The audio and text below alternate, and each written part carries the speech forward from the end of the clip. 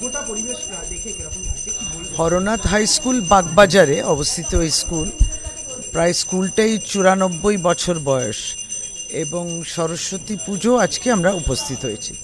এটা সত্যি যে হরনাথ হাই স্কুলের অভূতপূর্ব উন্নয়ন পরিকাঠামো দিক দিয়ে বর্তমানে যিনি সেকেন্ডারিতে হেড টিচার রয়েছেন কাজী সাহেব কাশিম আজম আক্তার, তিনি করেছেন।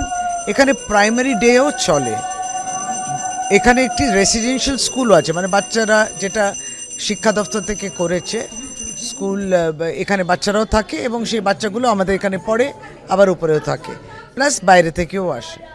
সরস্বতী পুজো এইবার আরও বড় করে হচ্ছে, এটা খুব ভালো। সরস্বতী পুজো তো স্কুল এবং কলেজেই তো বড় করে হয়, সেটা এই স্কুলে এই বছরটা দেখছি বেশ সুন্দর করে সুসজ্জিত, পরিষ্কার পরিচ্ছন্নতা এবং রীতি রিবাজ সবটা মেনে ছেলেমেয়েরা উপস্থিত থাকুক, বাচ্চারা উপস্থিত থাকবেন, টিচার্সরা সবাই উপস্থিত থাকবেন, এই আমেজেতে আজকে মায়ের পুজো আরম্ভ হয়ে গেছে।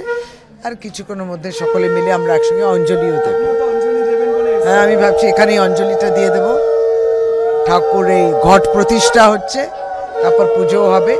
আপনি দেখবেন, দেখুন কত বঞ্চিত ব্যাকগ্রাউন্ডও আছে যারা আমাদের এই রেসিডেন্সিয়াল স্কুলে থাকে এবং এখানে পড়াশোনা করে। আর দেখি যত করব ততই কম হবে, কিন্তু আরও বেশিভাবে হোক। মিড ডে মিল ইত্যাদি সমস্ত কেমন চলে সেগুলো খবর নিলাম, স্টাফেরা অসুবিধা সুবিধে, আগামী দিনের পরিকল্পনা, এটাকে ইংরেজি মাধ্যমও ভাবা হচ্ছে, মানে অন্য মাধ্যম অ্যাড করার, এই সমস্ত আলোচনা হয়।